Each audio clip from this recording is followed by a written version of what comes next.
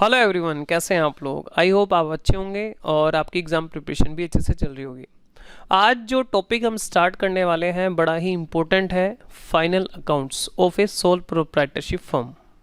Sir, क्या partnership में भी फाइनल अकाउंट बनाए जाते हैं? तो पार्टनरशिप हमारे एग्ज़ाम में है, बट पार्टनरशिप में बहुत सारी ऐसी इवेंट्स होती हैं, जैसे किसी पार्टनर का आना जाना, डेथ होना, डिसोल्यूशन ऑफ पार्टनरशिप फर्म, जो कि आपने क्लास 12th में पढ़ा है। तो ये मुद्दे होते हैं जो हम डिस्कस करते हैं नॉर्मली पार्टनरशिप फर्म में। फाइनल अकाउंट जो पार्टनरशिप फर्म के बनते हैं वो बिल्कुल वैसे ही बनते हैं जैसे सोल प्रोप्राइटरशिप फर्म के बनते हैं, ठीक है। वहाँ पे जो हमारा एडिशनल अकाउंट प्रिपेयर होता है वो होता है P&L अकाउंट बनने के बाद, P&L एप्रोप्रिएशन अकाउंट, जो कि आपने क्लास 11th में चैप्टर 1 में पढ़ रखा है। P&L एप्रोप्रिएशन वो अलग होता है, इसलिए पार्टनरशिप फर्म के अकाउंट्स नॉर्मली नहीं पूछे जाते क्योंकि वो बिल्कुल सेम होते हैं प्रोप्राइटरशिप फर्म के जैसे, ठीक है जी। चलिए, तो अब बात कर लेते हैं। तो सर, कंपनी का भी बता ही दो, जब बात हो रही है तो कंपनी के बारे में बात कर लेते हैं। फाइनेंशियल स्टेटमेंट्स या final account of A company वो हमारे अलग से बनते हैं, वो कॉरपोरेट अकाउंटिंग का पार्ट है, ठीक है। तो वहाँ पे जो P&L का फॉर्मेट है, जिसको हम बोलते हैं स्टेटमेंट ऑफ P&L, उसका फॉर्मेट अलग होता है कंपनीज एक्ट 2013 के अकॉर्डिंग, और बैलेंस शीट का फॉर्मेट भी अलग रहता है। तो उसकी हम बात करेंगे नहीं क्योंकि हमारा जो सिलेबस है अभी वो फाइनेंशियल अकाउंटिंग है। तो चलिए, अब मैं बात कर लेता हूँ ये वीडियोस किस किस एग्ज़ाम के लिए रेलिवेंट रहेंगी। सभी एग्ज़ाम के लिए वीडियोस रेलिवेंट है, लेकिन जो हमने मेन फोकस रखा है वो फोकस रखा है बीकॉम पास या बीकॉम ऑनर्स के एग्ज़ाम के लिए। अगर कोई स्टूडेंट बीए कर रहा है और उसके सिलेबस में फाइनल अकाउंट है तो ये वीडियोस वो देख सकता है, अपने कॉन्सेप्ट्स क्लियर कर सकता है। या कोई प्रोफेशनल एग्जाम की प्रिपरेशन कर रहा है, CS की या CME की प्रिपरेशन कर रहा है, तो कॉन्सेप्ट तो सेम ही रहेंगे, लेकिन जो प्रोफेशनल कोर्सेज होते हैं उनके अंदर थोड़ा क्वेश्चन का जो लेवल होता है वो एडवांस हो जाता है, ठीक है जी। चलिए, तो हमारा जो फोकस है वो बीकॉम के बच्चों के ऊपर है अभी इन वीडियोस को बनाते टाइम। चलिए जी, स्टार्ट करते हैं। तो यहाँ पे मैंने आपको बताया बेसिक टू एडवांस। देखो, हमने यहाँ पे लिखा हुआ है बेसिक टू एडवांस, यानी बिल्कुल जीरो से शुरू करके आपको एडवांस लेवल तक लेकर जाएंगे। और याद रखना, आप चीज़ों को अगर समझते हो तो आपका जो एफर्ट्स का लेवल है वो कम हो जाता है। यानी कई बार बीकॉम वाले जो बच्चे होते हैं थोड़ी जल्दीबाजी में रहते हैं, लेकिन जल्दीबाजी करके आप कुछ फ़ायदा नहीं उठा पाओगे। इसलिए बेटर है जो चीज़ आप सीखो, जो कॉन्सेप्ट आप सीखो उसको डिटेल में एक बार सीख लो, उसके बाद कोई भी तरह का क्वेश्चन है वो आप इजीली कर पाओगे, राइट। तो चलिए जल्दी से हम शुरू करते हैं।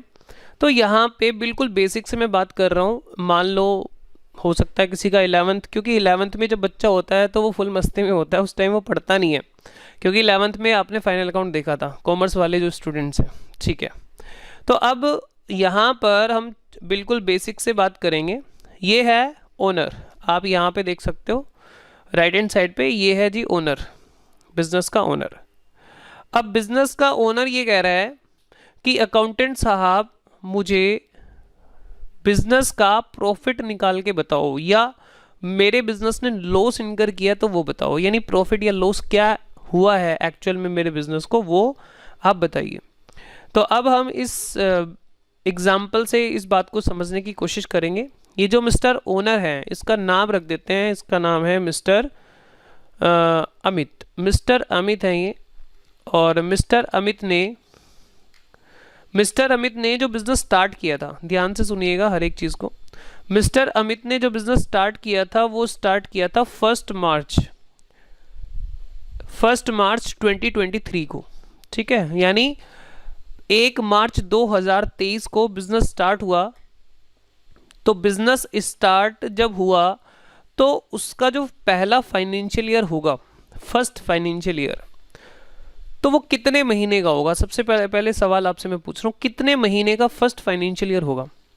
तो पहले साल के अंदर तो सिर्फ एक ही महीना काम हुआ, क्योंकि आप जानते हो हमारा जो फाइनेंशियल ईयर होता है अप्रैल टू मार्च रहता है, ठीक है।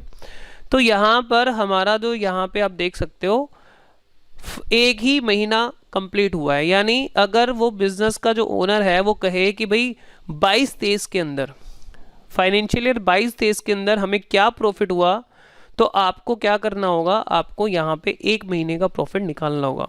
ध्यान दीजिएगा, क्योंकि पहले साल में यहाँ पे फाइनेंशियल ईयर सिर्फ 1 महीने का ही होगा, क्योंकि बिजनेस मार्च में शुरू हुआ है, राइट। उसके बाद तो फिर अप्रैल टू मार्च चलता जाएगा। चलिए, तो सर आपने इतना बस लास्ट में 1 मंथ पहले ही क्यों बिजनेस स्टार्ट करके हमें एग्जांपल दे रहे हो, इससे क्या समझाना चाहता हूँ बेसिकली, उसका पर्पज़ आप समझिए।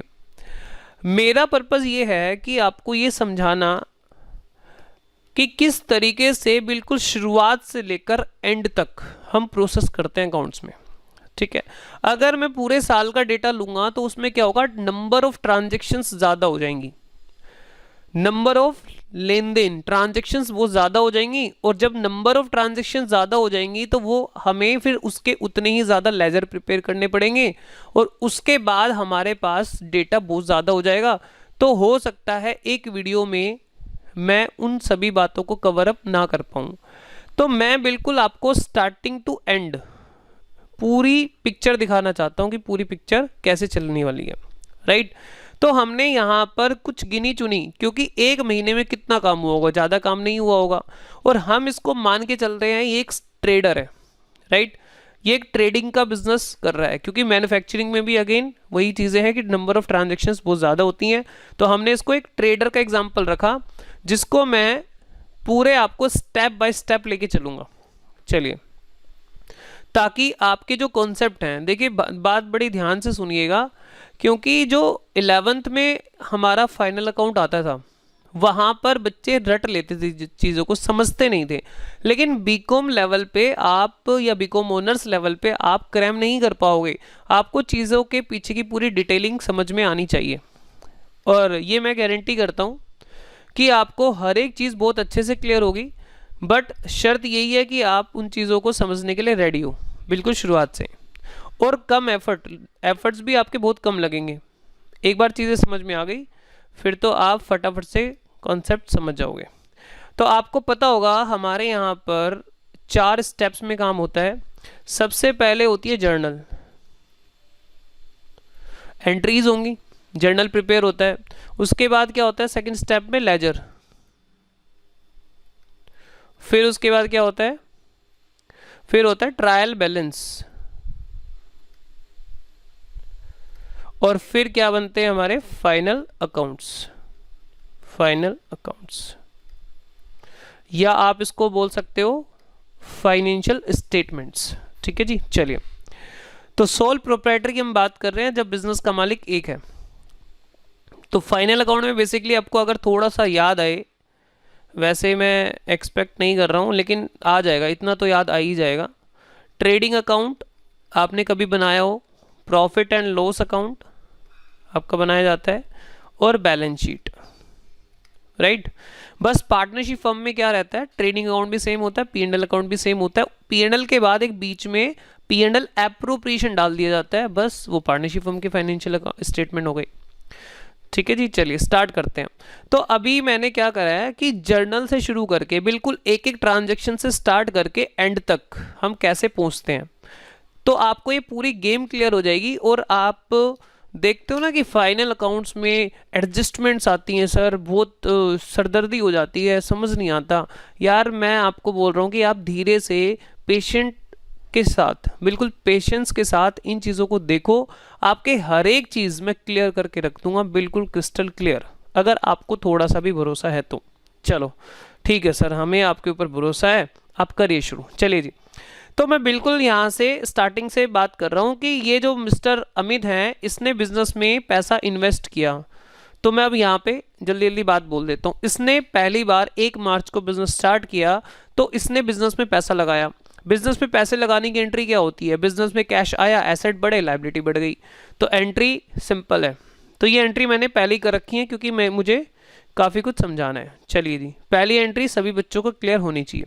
उसके बाद फिर कुछ पैसा इसने उठा के, क्योंकि कैश में लेन देन नॉर्मली यहाँ पे इनकम टैक्स में अलाउड नहीं होते हैं, 10,000 की लिमिट होती है, इसलिए हम क्या कर रहे हैं, पैसा बैंक में डाल देते हैं। करंट अकाउंट ओपन कराया और पैसा उसमें 9 लाख रुपए डाल दिया, तो बैंक बढ़ा, कैश कम हो गया, सिंपल है।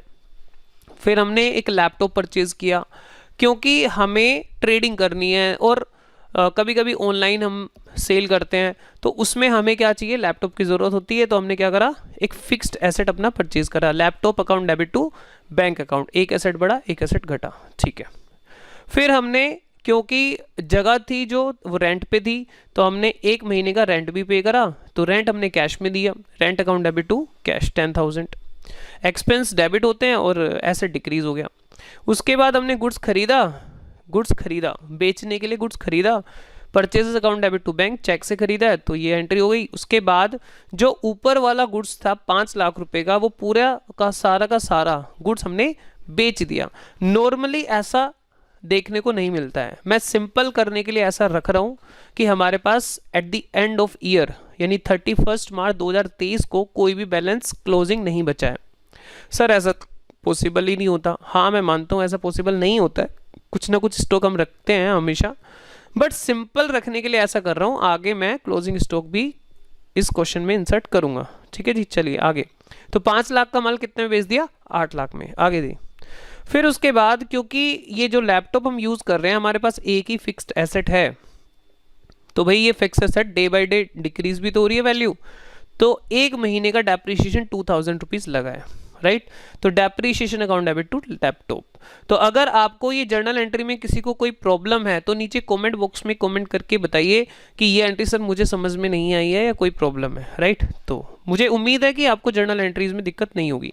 उसके बाद यहाँ पर बड़े सारे लेजर ओपन होंगे, आपको पता ही है लेजर होते हैं, तो जितने भी हमारे अकाउंट्स यहाँ पे ओपन है उनके लेजर खुलेंगे। अब वो लेजर बनाने में बहुत ज़्यादा टाइम कंज्यूम हो जाएगा, आप इसलिए मैंने क्या करा, डायरेक्ट ही कर लिया, ठीक है जी। लेजर का जो स्टेप था वो मैंने स्किप कर दिया क्योंकि बहुत ज़्यादा उसमें टाइम लगता है। मैंने डायरेक्ट ही कैलकुलेशन कर ली, मैं आपको बता देता हूँ कैसे। देखो जी, हमने बनाया ट्रायल बैलेंस, आपको पता है लेजर के बाद क्या बनता है, ट्रायल बैलेंस, ठीक है। तो ट्रायल बैलेंस हमने बनाया, कैसे बनाया ट्रायल बैलेंस, फटाफट से देख लो, डायरेक्ट बना लिया हमने। कैश हमारे पास कितना है, सबसे पहले अकाउंट आ रहा है कैश का अकाउंट। कैश हमारे पास डेबिट कितना हुआ, बताओ जी, ध्यान से बताना। कैश डेबिट कितना हुआ, 10 लाख रुपए। और कैश क्रेडिट कितना हुआ, इधर देखो, कैश क्रेडिट कितना हुआ, 9 लाख रुपए। और कहीं पर कोई कैश है क्या, ध्यान देना, 10 लाख डेबिट था बैलेंस और 9 लाख क्रेडिट, तो अभी कैश में बैलेंस कितना बचा, 1 लाख रुपए। एक ट्रांजैक्शन और है कैश की, सिर्फ एक और ट्रांजैक्शन है कैश की, 10,000।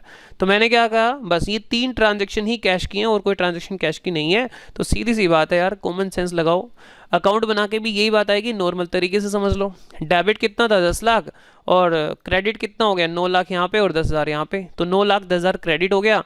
तो कैश में बैलेंस केवल कितना बचा, डेबिट का ही बैलेंस बचेगा, तो कैश में बैलेंस कितना बचा, 90,000।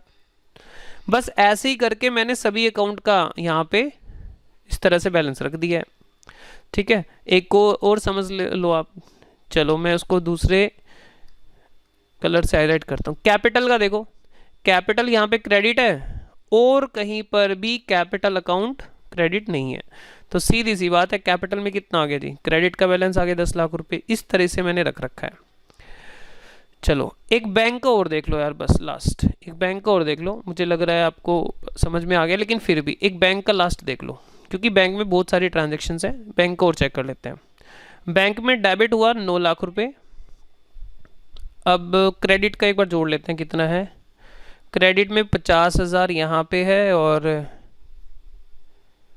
5 लाख यहाँ पे क्रेडिट हुआ है और एक हमारा यहाँ पे डेबिट भी हुआ। तो एक काम करते हैं, पहले डेबिट वालों को जोड़ लेते हैं। डेबिट था शुरुआत में 9 लाख रुपए और नीचे था 8 लाख रुपए, 9 लाख प्लस 8 लाख 17 लाख। 17 में से कैलकुलेटर आपके पास है, बीकॉम में कैलकुलेटर अलाउड है, करो यूज इसका।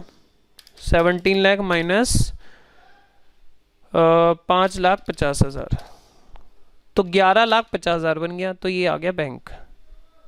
तो बस ऐसे ही करके मैंने सारे यहाँ पे अकाउंट लिखे हुए हैं, ठीक है जी, डायरेक्ट सिंपल है। लेजर वाला जो स्टेप था वो हमने स्किप कर दिया। ठीक है सर, ये बात हमें समझ में आ गई है और आगे बढ़ते हैं अब। चलो जी, इस तरह से आपके पास आ जाएगा ट्रायल बैलेंस। यानी ट्रायल बैलेंस है क्या, ट्रायल बैलेंस कुछ नहीं है भाई, एक समरी है, एक समरी हो गई। यानी कैश के जितने भी लेन देन हो रहे हैं, कैश आ रहा है जा रहा है, तो वो एक जगह पे उसका नेट बैलेंस आ गया, ठीक है। कैपिटल का नेट बैलेंस आ गया, इसी तरह ये सभी अकाउंट का नेट फिगर यहाँ पे आ गई है। और मजे की बात है कि यहाँ पर दोनों बैलेंस मैच होने चाहिए। भाई मजे की बात क्या, दोनों बैलेंस मैच होने चाहिए, ऐसे मुंह से निकल गया। तो दोनों बैलेंस यहाँ पे ना मैच होने चाहिए आपस में। और देखो यार, कोई रॉकेट साइंस है क्या? जब डेबिट और क्रेडिट है, हर एक ट्रांजेक्शन में दोनों अमाउंट सेम है डेबिट क्रेडिट में, तो ये भी तो मैच होंगे ही होंगे ना, इन्हीं का तो ये फाइनल रिजल्ट है। हाँ सर, ये तो बात आप सही कह रहे हो। ओके जी, आगे चलते हैं। अब बात करते हैं, यहाँ के बाद आपका बनेगा फाइनल अकाउंट।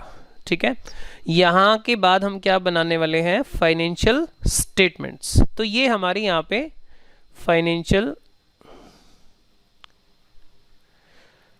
स्टेटमेंट्स बन रही हैं, या फाइनल अकाउंट्स आप कह सकते हो, जिसमें अभी हमने क्या बात की थी? Trading account, P and L account और बैलेंस शीट। ठीक है जी, trading account, P and L account and balance sheet. अब देखो ध्यान से बात करिएगा यहाँ पे। एग्जाम में आपको ट्रायल बैलेंस गिवन होता है, एग्जाम में आपको ट्रायल बैलेंस गिवन होगा, और साथ ही साथ कुछ इसके नीचे कुछ इंफॉर्मेशन भी दी होती है, point A B C D E F, मतलब इस तरह से कुछ एडजस्टमेंट्स भी होती हैं। अभी मैं बिल्कुल सिंपल लेके चल रहा हूँ, आप मुझे बताओ कि ये आपको बात समझ में आई है। तो नीचे कमेंट बॉक्स में कमेंट करके ज़रूर बताना, ताकि मुझे समझ में आ जाए कि आप यहाँ तक पहुँच गए हैं। चलिए स्टार्ट करते हैं। सर एडजस्टमेंट भी आती है एग्जाम में। भैया अभी ये बेसिक चल रहा है, अभी रुक जाओ। एडजस्टमेंट क्यों पैदा हुई, क्या उनका रीज़न था, क्यों आई एग्जिस्टेंस में, वो सब हम क्लियर करेंगे, लेकिन थोड़ा सा पेशेंस बनाओ। अभी बिल्कुल सिंपल सा सवाल रख रहे हैं। आगे देखो क्या है। अब ये जो ओनर है वो पूछना चाहता है, भैया मुझे बताओ प्रॉफिट हुआ कि लॉस हुआ इस एक महीने मैंने बिजनेस करा इस साल में। तो अकाउंटेंट क्या करेगा? सिंपल सी एक बात है, यहाँ पे क्या उठाने आपको? यहाँ पे फॉर्मेट रेडी कर दो जी। पहले एक फॉर्मेट होगा trading and P and L account, और दूसरा होगा बैलेंस शीट। अब नॉर्मली 11th क्लास में आप लोगों ने क्या देखा? 11th क्लास में आपने देखा ट्रेडिंग अकाउंट एक अलग अकाउंट बनता है, ऊपर वाला हिस्सा ट्रेडिंग अकाउंट का होता है और नीचे वाला हिस्सा पी एंड एल अकाउंट का होता है, प्रॉफिट एंड लॉस अकाउंट का होता है। अगर कुछ बच्चे ऐसे हैं जिनको फाइनल अकाउंट्स 11th का याद ही नहीं आ रहा, ऐसा भी तो हो सकता है ना। आधे बच्चे तो मौज मस्ती में 11th कर ली, पता ही नहीं चला।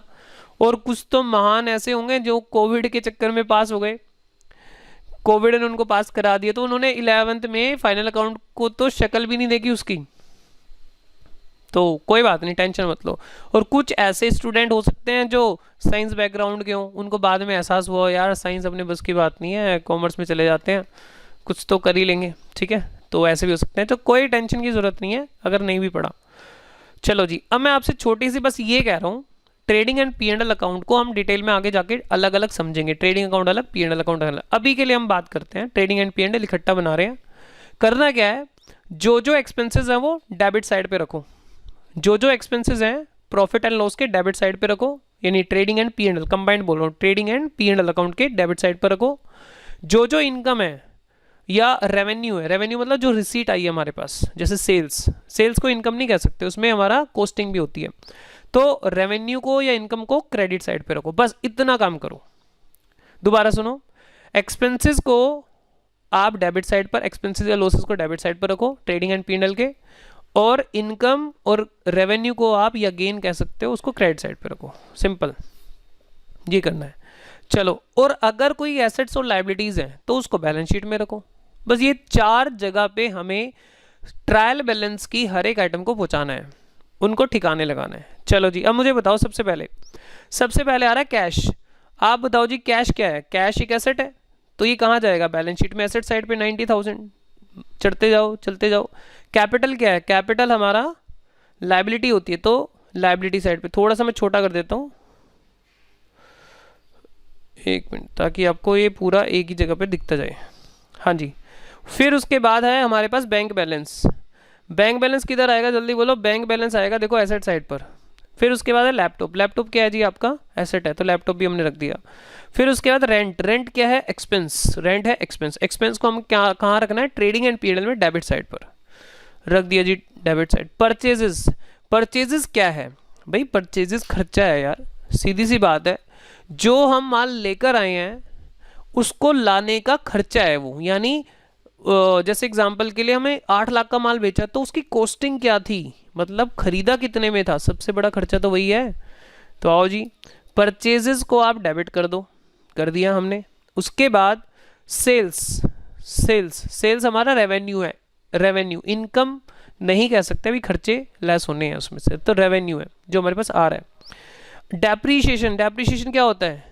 एक्सपेंस होता है डेप्रीशिएशन, आपके fix asset day by day decrease हो रहे हैं, ये आपका एक्सपेंस होता है। ठीक है जी, चलिए तो आप मुझे बताओ यहाँ पे इनकम में, इनकम 8 लाख रुपए की है, सॉरी इनकम गलत बोल रहा हूँ, रेवेन्यू 8 लाख रुपए की है, ग्रोस रिसीट 8 लाख रुपए की है, और आपकी जेब से जो खर्चा हुआ है वो हुआ है 5,12,000, 5,12,000। तो लेस करो 8 लाख की इनकम में से 5,12,000 का खर्चा, तो 2,88,000 रुपये का प्रॉफिट हो गया, 2,88,000 का प्रॉफिट आ गया।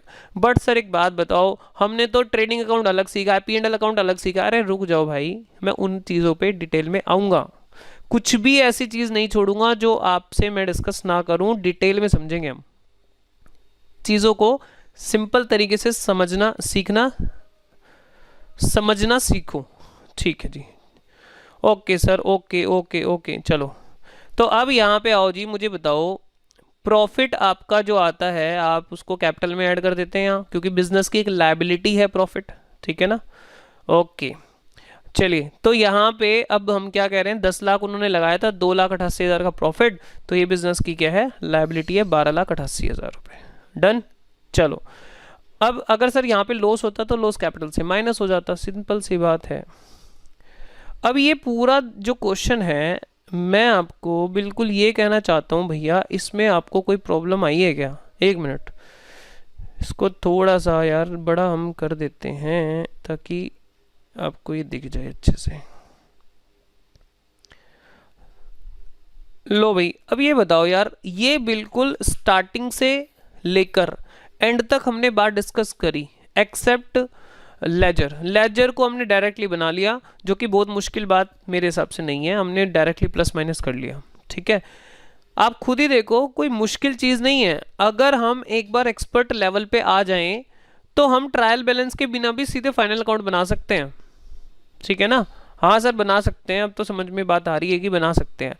लेकिन मैंने ट्रायल बैलेंस को बीच में क्यों डाला? ट्रायल बैलेंस को बीच में इसलिए डाला ताकि एग्जाम में हमें यहां से दिया जाता है क्वेश्चन, यानी ट्रायल बैलेंस हमें गिवन होता है और हमें ट्रायल बैलेंस के बाद ट्रेडिंग P&L और बैलेंस शीट बनाना होता है, तो इसलिए हमें ट्रायल को रखना है यहाँ पे। चलो अब एक काम करते हैं, सर आपने कहा था कि एडजस्टमेंट का रीजन बताओगे कि एडजस्टमेंट बनी क्यों, क्यों इस दुनिया में एडजस्टमेंट आई हैं। चलो अब देखो भाई, मैं क्या था कि पहले जब मैंने नॉर्मली पढ़ाई करी और मैं ट्रेनिंग के लिए गया और CA फर्म में गया, तो मैंने देखा यार फाइनल अकाउंट तो वहाँ पर उनमें तो कोई एडजस्टमेंट होती नहीं है। यानी जैसे हमने 11th में पढ़ा या BCom में पढ़ा, एडजस्टमेंट पढ़ी ना हमने, तो प्रैक्टिकल लाइफ में तो यार एडजस्टमेंट देखने को ही नहीं मिली। कंप्यूटर पे बनाते हैं, जो भी एडजस्टमेंट होती है वो कर देते हैं और ये फाइनल ट्रायल बैलेंस निकालते हैं वो इस तरह से। ये मैनुअल जब बुक्स बनती थी ना और मैनुअल बुक्स होती थी और कंप्यूटर का भी थोड़ा सा इन्वॉल्वमेंट हो चुका था, तब की बात बता रहा हूँ मैं आपको। मतलब ये था कि मिक्सिंग चल रही थी, ट्रांजिशन फेज चल रहा था कि पहले लोग बड़े बड़े बही खाते बनाते थे रियल में, जैसे ये बनते हैं हमारे। अब ये तो ओल्ड फैशन हो गया है। अब तो क्या होता है, अब तो टैली सॉफ्टवेयर आते हैं, बिजी सॉफ्टवेयर आता है, अकाउंटिंग के बहुत सारे और भी सॉफ्टवेयर आते हैं जिसमें स्टार्टिंग में एंट्री करते हैं और खट खट खट खट फाइनल अकाउंट रेडी हो जाता है, यानी बीच का स्टेप आपको करना नहीं होता। तो ये पुराने टाइम की बात बता रहा हूँ। ठीक है, अब सुनो जी ध्यान से। तो मेरे दिमाग में बात आई उस टाइम की, यार ये एडजस्टमेंट तो यहाँ पे है ही नहीं, ऐसा क्यों? तो उसका मैं आपको रीज़न बताता हूँ। जैसे एग्जांपल, अब मैं आपको समझा रहा हूँ एडजस्टमेंट क्यों आती हैं, एडजस्टमेंट्स क्यों आती हैं। सुनो जी ध्यान से सुनने। होता क्या है, मान लो कोई हमारी जर्नल एंट्री छूट गई है, मान लो हमारी कोई जर्नल एंट्री यहाँ पे छूट गई है। 7 एंट्री के बाद एक और एंट्री थी वेजेस की, हमने वेजेस नहीं दी, हमने जो अपने कुछ लोगों से क्या कराया होगा, पैकिंग कराई। जो हम गुड्स बेचते हैं तो हमने कुछ लेबर वहाँ पे लगाई और पैकिंग कराई, और लेबर के हमें 5,000 रुपये देने थे और हम भूल गए। क्योंकि अक्सर होता क्या है, जो कैश में हमारे हाथ से ना जाए वो खर्चा नॉर्मली हम भूल जाते हैं, ऐसा होता है नॉर्मली। तो ये एंट्री एक छूट गई, wages, wages account debit to outstanding wages. अब मुझे एक बात ध्यान से बताओ, सिर्फ एक एडजस्टमेंट को समझोगे तो आपके कॉन्सेप्ट्स क्लियर होते चले जाएंगे। 5,000 की वेजेस है। देखो एक तरीका तो क्या है, एक तरीका तो ये है कि भाई जर्नल में दोबारा से एंट्री करो, है ना। जो आपकी जर्नल एंट्री छूट गई है तो जर्नल में एंट्री करो और फिर उसके इम्पैक्ट कहाँ पे लेकर आओ, ट्रायल बैलेंस में लेकर आओ। कैसे, इसके इम्पैक्ट लेकर आओ, वेजेस अकाउंट यहाँ पे आ जाएगा आपका 5,000 और उसके बाद आउटस्टैंडिंग वेजेस यहाँ पे आ जाएगा 5,000। तो आपका फाइनल अकाउंट भी यहाँ पे क्या हो जाएगा, चेंज अमेंड हो जाएगा। 8,05,000 सॉरी 18,05,000। और फिर ये वेजेस और आउटस्टैंडिंग वेजेस आपके यहाँ पर इम्पैक्ट आएगा इसका, यहाँ पे आएगी वेजेस क्योंकि एक एक्सपेंस है 5,000 और इसका दूसरा इम्पैक्ट आएगा क्योंकि एक लायबिलिटी है, यहाँ पे आएगी आउटस्टैंडिंग वेजेस 5,000। तो आपका ऑब्वियसली यहाँ पे प्रॉफिट भी चेंज हो जाएगा। प्रॉफिट कितना हो जाएगा आपका 283 हो जाएगा। टोटलिटी में भी चेंज आएगा, नहीं टोटलिटी में तो नहीं चेंज आएगा, ठीक है। ये प्रॉफिट अकॉर्डिंगली सब चेंज हो जाएगा, मतलब टोटल में भी चेंज आएगा। आप कॉन्सेप्ट को समझ लो ध्यान से। तो आपको मैं ये कहना चाह रहा हूँ, आपके मन में एक सवाल आ रहा होगा, सर फिर हम स्टार्टिंग से अमेंड क्यों करें, ठीक है, क्यों ना हम आखिरी में अमेंड कर ले। मेरी बात समझो, हम जर्नल को चेंज करेंगे, जर्नल को चेंज करेंगे, फिर ट्रायल को चेंज करेंगे, उसके बाद इसका अल्टीमेटली इफेक्ट कहाँ आना है, ट्रेडिंग में डेबिट साइड और बैलेंस शीट में लायबिलिटी साइड। डन।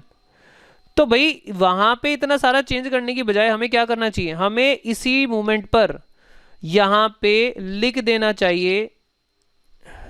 क्या लिख देना चाहिए, दूसरा ऑप्शन बता रहा हूं जो इजी पड़ता है। भाई चेंज मत करो, जर्नल एंट्री छूट गई है, ट्रायल बैलेंस अब चेंज करोगे, उसको काटो, काटा पिटी करोगे। बेटर ये करो, ये काम मत करो आप, मतलब ये वाला काम मत करो। मैं इसको काट रहा हूँ यहाँ पे, ये काम रहने दो, जो बन चुका है बन चुका है। अब बस आप नीचे लिख दो वेजेस आउटस्टैंडिंग ₹5,000। इससे क्या होगा सर, इससे ये होगा कि भाई जो बंदा ट्रायल बैलेंस से फाइनल अकाउंट तैयार कर रहा है ना, उसको ये बात पता चल जाएगी कि वेजेस आउटस्टैंडिंग की एंट्री छूट गई है। अब जब एंट्री छूट गई है तो वो क्या करेगा, वो यहीं पर एक एंट्री डालेगा, वेजेस टू आउटस्टैंडिंग वेजेस 5,000 रुपये, और यहीं से वो सीधा इंपैक्ट डालेगा अपने फाइनेंशियल स्टेटमेंट में। मतलब एक एक्सपेंस यहां पे बढ़ा है और एक लायबिलिटी बढ़ी है, राइट।